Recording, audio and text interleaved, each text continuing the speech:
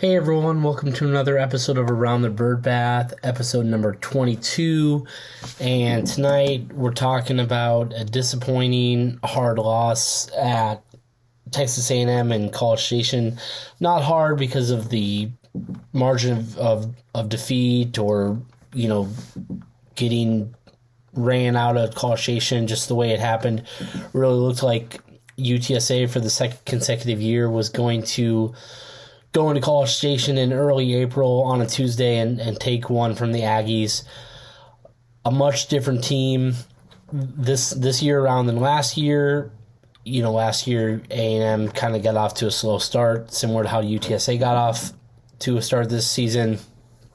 But also this season, Texas A&M, the number 3 team in the country by Division I baseball and their rankings.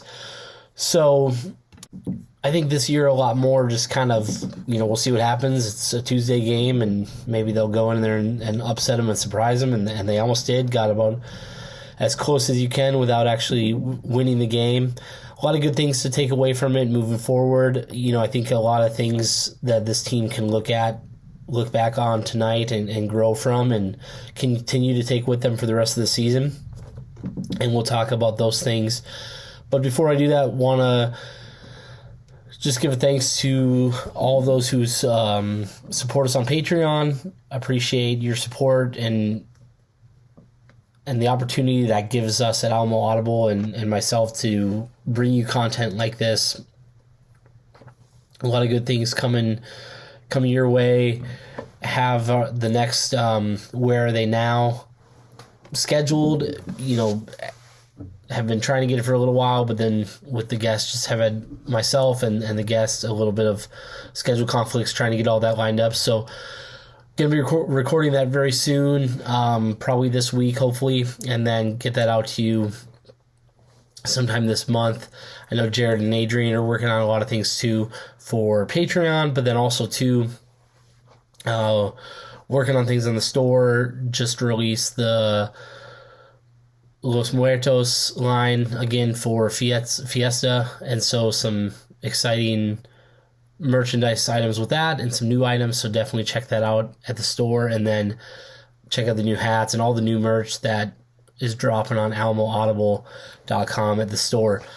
But also want to give a big thanks to our board of trustees, Digiteek, John Outwell, Lino Perez of Los Dos Rowdies Tailgating, Gary and Ruben representing the UTSA Bird Gang Tailgate, Ray Redding and Meet Me Apparel, Brennan Grill and the Grill Realty Group, Andy Elizalde and Proficient Benefit Solutions, Ian McClendon and Seeker LLC, Ryan Squires, Waterman Construction, Javon Townsend, VP of the DFW chapter of the UTSA Alumni Association, UTSA Annual Giving, and Artisan Vapor and CBD. And of course, our big money donors, Ben Tovar, the Bunch family, Zach Esperaqueta and the San Antonio Podcast Network, Alejandro Benavides, Jacob Cavazos, board president for the UTSA Alumni Association, John Nally, Brandon Padron, Rick Cortez of Rowdy Road Growers, and Summer McDaniel. Big thanks to all of you for your support, and going to be having the Memphis, another series preview dropping on Patreon later this week. Going to be looking at the Memphis series as the first place in the American Athletic Conference. UTSA Roadrunners look to continue their winning ways across the weekend, coming off a big series win against Charlotte. If you haven't read about that already in the recap blog, check that out. And, really thought the opportunity was there for them to get a sweep. Talked a little bit about that in the blog, but still feels good to win the series. And UTSA got their first not one, but 2 run-ruled wins of the season. So felt good to end the weekend that way. So hopefully they can continue that. But without further ado, let's get into talking about this game. And Texas A&M, they brought in, I didn't really get into this in the blog, in the kind of the looking ahead, because I try to keep it a little more condensed. They brought in by D1 Baseball the number 4 freshman class and the number 4 transfer class. So the two opportunities essentially to bring in new players, either freshmen out of high school or transfer, they were top 5 in both of those. So really talented squad, a really potent offense. They've only lost 4 games this season. I think all of those still are just in conference play. They haven't lost any non-conference games. UTSA had the opportunity to be the first Texas school this season to take a win against them. That obviously didn't happen.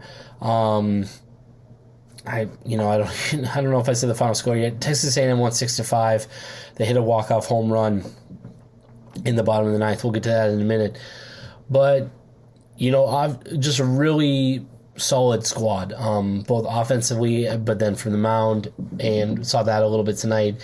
And this was a game, in my opinion, just looking at the pitchers they threw out there and kind of how willing they were to go to the bullpen and everything, this definitely seems a game that Coach Schlossnagel wanted to win, whether it's because it's against a Texas school, whether it's because UTSA won last year. Maybe Texas A&M is really trying to be a top 8 national seed, and they feel like winning these Tuesday games are definitely one of the ways to help guarantee that, so that they don't have to put as much on the SEC tournament coming up at the end of the next month. But definitely got the idea early that Coach Schlossnagel wanted to win this game, and I think there might have been a point where, when A&M was kind of getting in their own way and making the errors, we'll see how out of hand this gets. But then as A&M started to kind of come back and chip away at the deficit, it quickly became, okay, let me put my stud out there. Let me see if I can get 3, 4, 5 innings out of him, and we can wrap this up. So worked in A&M's favor this time. If you look at last year and this year, then the Tuesday games are knotted up at 1 apiece in the last 2. But, the first place I wanted to start was the walk-off home run. Jackson Appel, catcher, he had 3 hits on the night. All 3 of those hits were home runs. He was responsible for 4 of the 6 A&M RBIs. I think it was a solo shot, a 2-run shot, and then the solo shot. There's definitely consideration in, okay, he's coming up in the bottom of the ninth, you pitch to him. I think in that situation, there was 1 out. They put Robert Orlowski out there. I don't know if they put Robert Orlowski out there to give him a bullpen session, a live bullpen session. I don't know if they put Robert out there just to be like, hey, let's see how you do in an environment, kind of build some of that maturity a little bit, get the opportunity to pitch on the road against the number 3 team in the country. But threw Robert out there in the bottom of the ninth and gave up the home run to Appel. At that point, I think if we're talking about whether or not you pitch to Appel, that's more on the after he hits the first one. He's hit 2. Maybe there's a part of you that's like, okay, he's not going to hit 3. There's another part of you that's like, sometimes when you're hitting those many, like, it's just your night. I also think in that situation, so if you intentionally walk him, now you've got a runner on first, 1 out. A&M only needs 1 run. It's a tie game. They're the home team, of course. And you still have Hayden Schott coming up, Caden Sorrell coming up. There's opportunities there to where it's like, pitch to him, because the stats kind of say like, hey, he hasn't really made an out yet, or he's only made 1 out. Then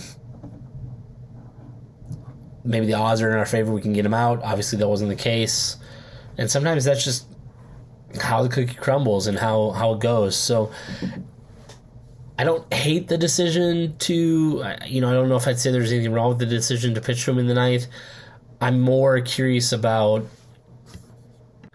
the second home run, the 2-run home run that came in the bottom of the 5th that took it from a 5-1 game to a 5-3 game. Only because, Owens came in the 3rd. We started the third, got the third solid inning, only gave up 2 hits, the home run, left 1 on base. The fourth, 1 hit, no runs, 1 left on base. So I get you giving him the 5th, but knowing that knowing that you've got Montgomery leading off. Braden Montgomery had already hit a double in the game.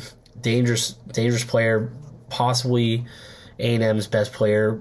Potential to go 1-1 in the draft this summer. You've got Montgomery at the top. Then you've got Appel. Appel already has homered off of Owens once, and he's coming up again. I was just talking about like stats and everything and odds and whatnot, but UTSA has already had a few times this season, especially also on a Tuesday, where they give up multiple home runs to the same guy. That happened against Texas State, where they gave up 2 grand slams to the Texas State player, and so that's where I think, okay, you just got 2 really good innings out of Owens. He's kind of as late, like kind of been back and forth. Sometimes he has a good outing, sometimes he doesn't. Let him have those 2 innings. Go to Connor Miles to start the 5th. Maybe if Ryan Ward's available, if you bring Daniel Garza in on the forefront instead of the back end. But that was kind of the one big thing that I think I would have changed, was not giving Owens the 3rd inning, knowing that Appel's coming back up, knowing that Montgomery is leading off the inning, and Appel's already hit 1 off him tonight. So nonetheless, he stays in, gives up another home run to Appel. It's 5-3. And then before the inning finished, it was a 1-run ball game. So that's my thoughts on Appel and pitching to him. And then not even like, it's not even like Appel was their most dangerous power hitter. They had some other guys who've already hit double-digit home runs, and Appel wasn't one of them. So kudos to him. Had a heck of a night. Definitely going to remember that one for a long time. But that's probably the one thing I would do different. On the pitching note, I want to give big kudos to Fisher Kingsbury. Fisher opened it up and got in trouble early. Issued a walk, threw a lot of pitches in the walk, threw 8-9 pitches, threw 8-9 pitches or 7 or 8 pitches to Lavalette after he walked Grahovic. And then Montgomery comes up and doubles it. Appel did walk. He drew a long walk. So, through the first inning, I think Fisher ended up throwing 28 pitches that first inning. But gets the fly out. UTSA takes advantage of a base running mistake by A&M, turns into a double play, and he gets out of it. Also, kind of labored through the second inning. Got into the same situation, had bases loaded with 1 out. Coach Butler comes out. He gets infield fly, and then gets the ground ball to get out of it. So kudos to Fisher for battling through that and, not letting things get out of the hand in the first. And then after UTSA got all their runs in the top of the second, preserving that lead and holding on to that. So, it kind of seemed like A&M, it took a little bit for them to wake up. They had the base running error at the end of the first that got UTSA out of it. And then the top of the second, and the first inning, Morton, I think Isaac Morton got through the first inning with like 8 pitches thrown.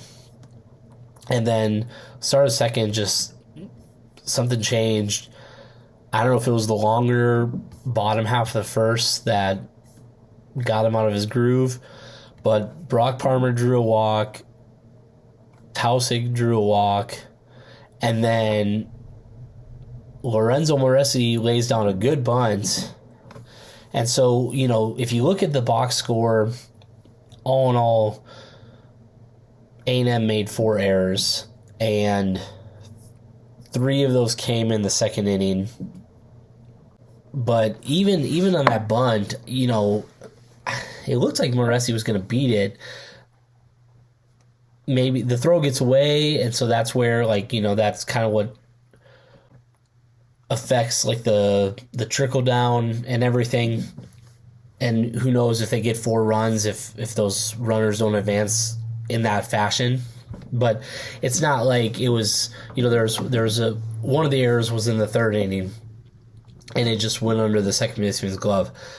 That's a little more all right, mental error, took his mind off of it for a moment. But Moresi's sacrifice bunt attempt and Rodriguez's chopper, those were both going to be bang plays, tough throws. So obviously the throwing error helps advance everyone and helps to get the runners.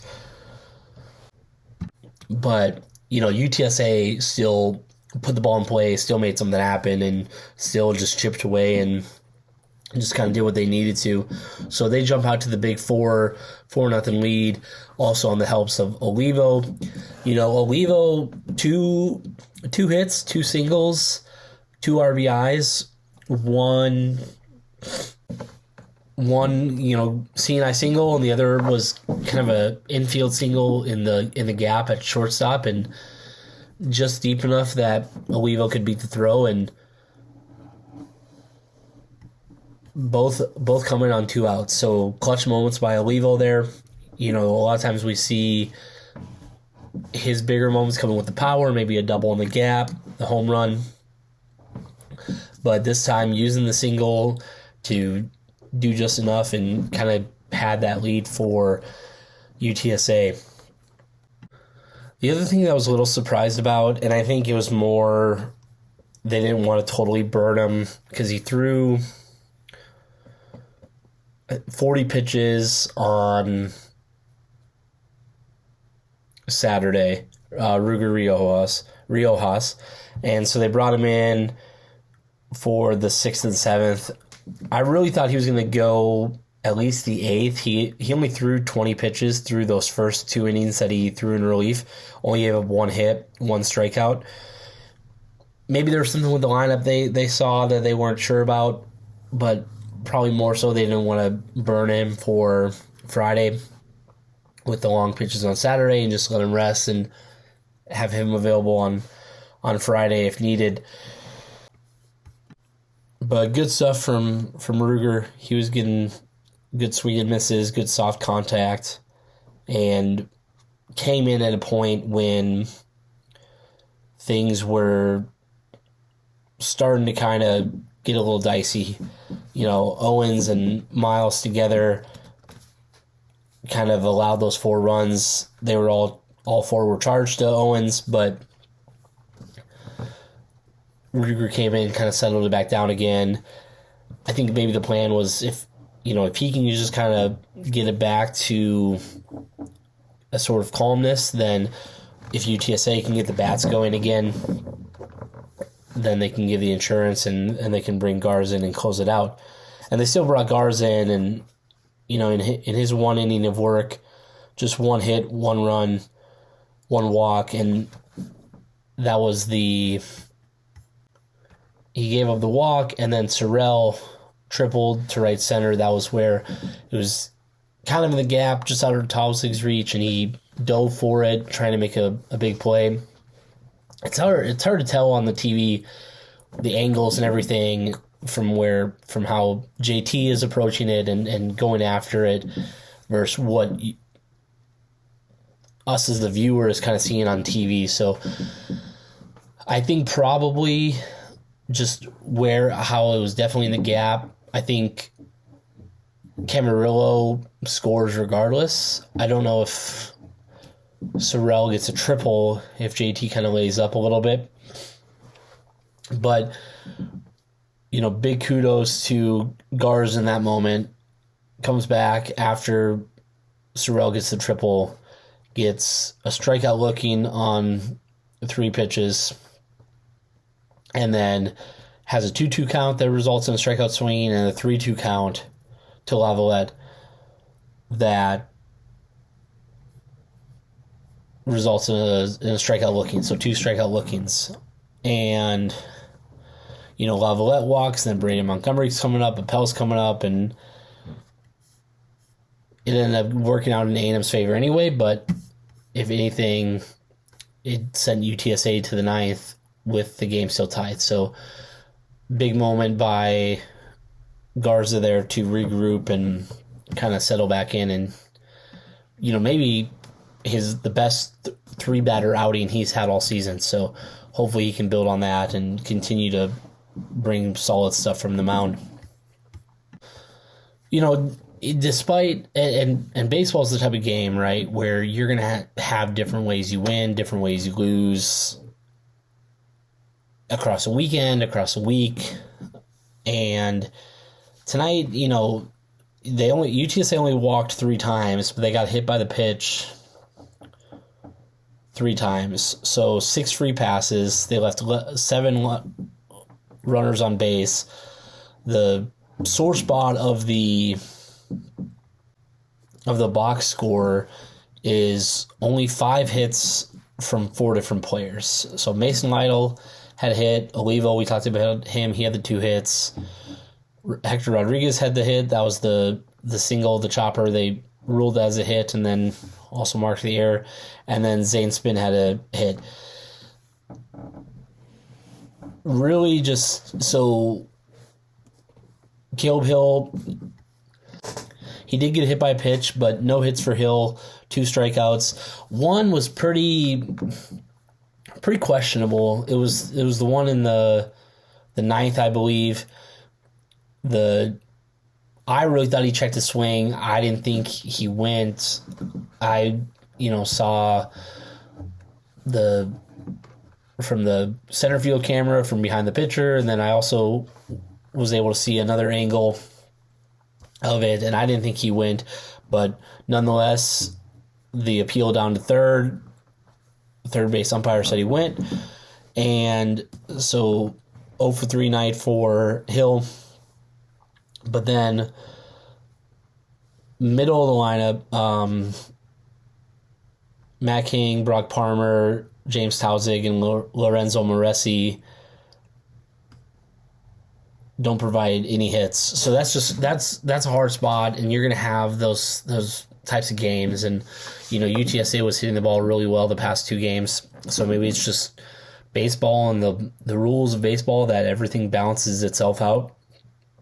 But when you're getting nothing from your leadoff guy, but then also there's 4 guys in the middle of your lineup that aren't, and they got on base. They walked a couple, like Palmer walked once, Tausig walked once.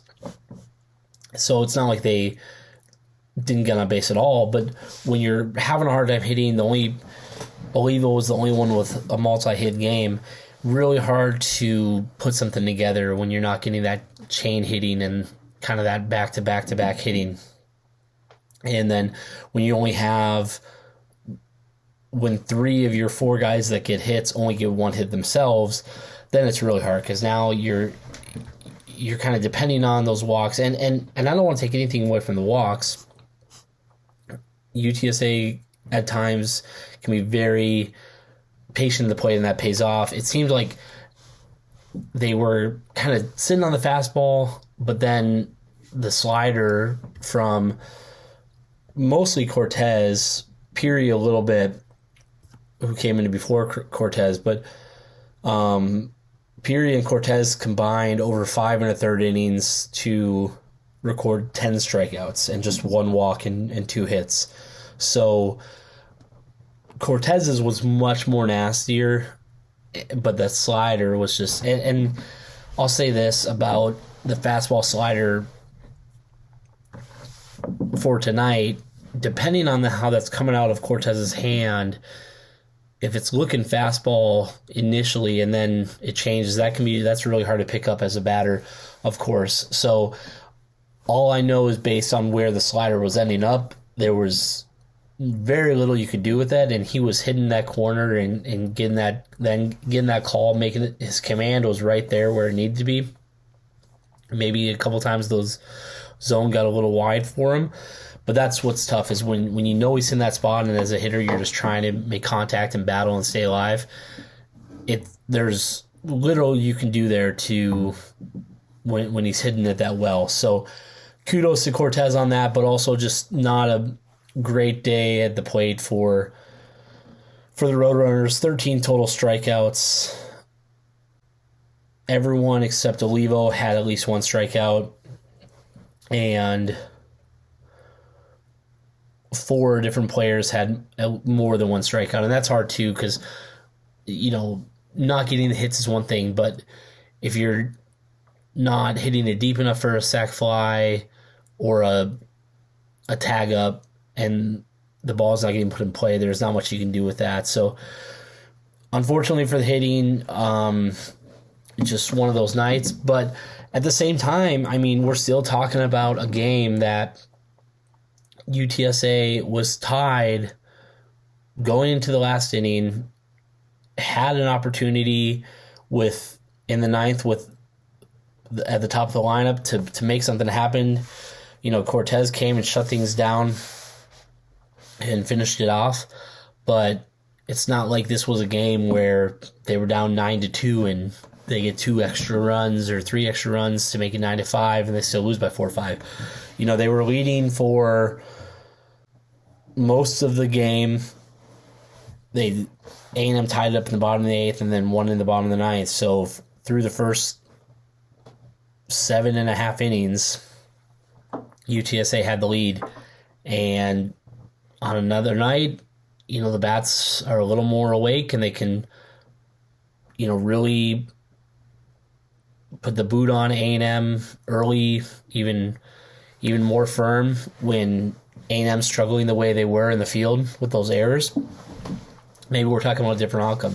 Nonetheless, it is what it is, 6-5, and a lot of good experience for UTSA and this team. And then the one last thing about the pitching, that 4th run that came across for Texas A&M, or the 3rd and the 5th, but their 4th total run. The runner on first got second because Miles balked, and what it was he slipped. He started his motion and then slipped, and it's a balk. It's unfortunate, but it's a balk. The broadcast we're talking about, the batter was going to probably steal second anyway. Maybe that happens, maybe it doesn't. Maybe Parmer throws him out. That was what kind of put him in position to score on the one hit that Miles gave up. And so, you can look back on that too. That's just one of those unfortunate situations where, Miles slips and unfortunately there's somebody on, it's a balk, but wasn't like the only thing, the lack of hits, UTSA only getting 5 hits, the 13 strikeouts, and allowing 3 home runs, especially all to one guy. That's a bigger thing that I'd look back on than just that moment. But that was kind of a key moment because it gave A&M another run. And then when they scored the one run in the 5th, that's what tied it up. And I think the bottom of the 9th is handled differently if you've got a 1-run lead versus a tie game. Maybe not. Maybe Coach Hallmark and his staff handles it the same way. But nothing. A disappointing result might sting for a little bit, but a lot of good things to take out of it. So that'll kind of wrap things up for tonight. Like I said, Texas A&M defeats UTSA 6-5. Texas A&M improves to 29-4 on the season. UTSA falls to 19-14, but 7-2 in conference play. And traveling to Memphis this weekend to take on the Memphis Tigers, a 3-game series. I'll have more about that on the series preview, but just a quick look at what I've seen. Another weekend, in my opinion, where I don't see why UTSA can't at least take the series, maybe even have an opportunity for a series sweep, and that'd be great, of course. But we'll see how the hitting works out and see how the pitching looks, as always. But for now, we'll sign off from here. Thanks again for listening. Birds up.